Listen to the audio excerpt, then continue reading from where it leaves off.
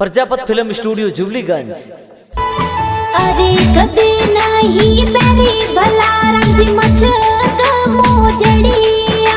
अरे कदे नहीं चाली मैं तो एडिर ठमके के भावर मारा वो। अरे होली माथे आऊं बनी साफ फागणियों थोरे लाऊं। अरे होली माथे आऊं सोरम बनी फागणियों थारे लाऊं।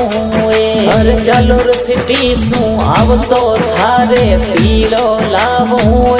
के हंसने बोल दे हारे हारे हंसने बोल दे मारी गजबने गोरी होली आ गई है। के हंसने बोल दे के हंसने बोल दे। अरे मांडवला थोर गाव कही जे प्रजापति जाती जी। अरे सुमन शिवानी थोर बेटी प्यारी लागे जी के खुशियां मनावो जी। डायरेक्टर परवीन प्रजापति गाना प्यारा बनावे जी। अरे जुबलीगंज में प्रजापत फिल्म स्टूडियो जी के गाना बजावे जी।